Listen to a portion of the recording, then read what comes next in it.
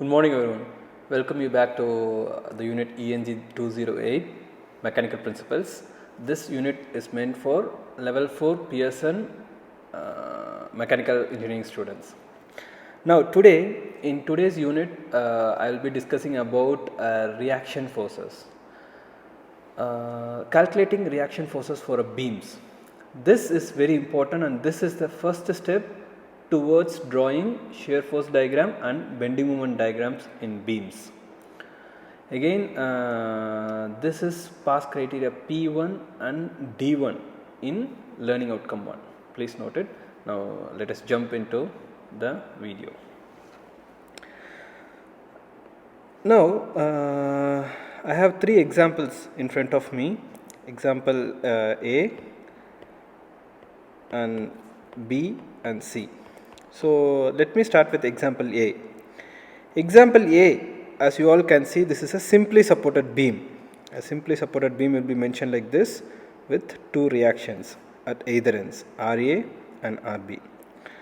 If you notice properly, there is a 6 kilonewton force concentrated load acting at 3 meter from point A and 2 meter from point B. Let us see how to solve this. How to find the reaction forces RA and RB of this problem. Only if you calculate the reaction forces, you can go to the next step, finding shear force, drawing a shear force diagram and drawing a bending moment diagram. Now let me draw the problem. So I have a beam which has a point load of 6 kilonewton, and this is 3 meter from A and 2 meters from point B, and I have two reaction forces RA and RB at either ends. So do have every simply supported beam. Now to find the reaction forces, you have to understand we have to follow equilibrium equations. So once if I closely look into the problem, I have two unknowns, okay, which means that I should use two equilibrium equations to find RA and RB. So to just refresh, we have for a two-dimensional problems we have three equilibrium equations. So let me write it for you. Three equilibrium equations. One is summation of Fx is equal to 0 along the x direction, okay, maybe our horizontal direction. Then summation of Fy is equal to 0, that is along the vertical direction. And finally summation of moment at any point, okay. Moment at any point should be equal to 0. So yes, you know this is a rotational moment in the xy axis. Now if you properly notice, we have only vertical forces acting in a beam. So we will not be using this equilibrium equation, okay. So to solve, I will be using equilibrium equation 1. Summation of forces in the vertical direction should be equal to 0. So I have three forces, RA, RB and 6 kilonewton. So the direction is very important here. So let me consider the upward direction as positive, okay. Now if I write my equations, then it is supposed to be like this. RA is pointed upwards and RB is pointed upwards, okay. So they will take a positive sign. So I will be having RA plus RB. And the third one is 6 kilonewton, which has downwards, it takes a negative sign. So it will be minus 6 kilonewton, that will be equal to 0. I need not write the unit, later I can write it. So finally the equation will be RA plus RB is equal to 6, okay. So this will be my equation 1. Now let me use the other equilibrium equation. Summation of moments at any point is equal to 0.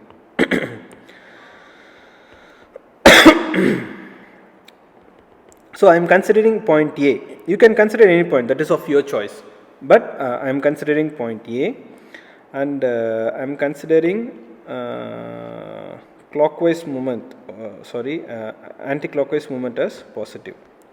So if I take this beam, okay, if I fix at A, imagine I am fixing at A, okay, and if I fix at A, if I consider this moment about A, now RA will not cause any movement. You have to understand that the point load RA will make the point to translate. Okay, if I have a point, if I have any point and if I apply a load over the point, it will only translate. If there is a load applied anywhere away from point, then this will cause the movement to rotate. This will cause the body, this will cause a movement to the body. Okay, so this anyone should understand. Now if I apply the point load 6 kilonewton, it will cause a movement, okay, and the type of movement is it will cause the body to rotate clockwise. So I give a negative sign to it. Okay, so movement, the definition of movement is supposed to be as you all know, load into distance. So the load I have here is 6 into the distance. The distance is you all can see 6 kilonewton is away from point A by 3 meters.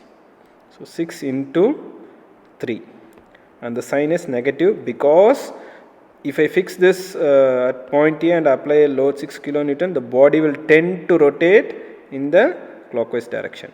Now the other point load I have, the reaction force I have is RB. Now if I apply RB and fixing at point A, the body will tend to rotate in anti-clockwise direction, and I consider anti-clockwise as positive. So I give a positive sign for this and RB into distance. If I notice the question, the RB is away almost by 2 meters, I believe. Yes, 2 meters. So RB is away from A totally 5 meters. Okay, so that you have to understand. Now RB into 5. So this summation will be equal to 0.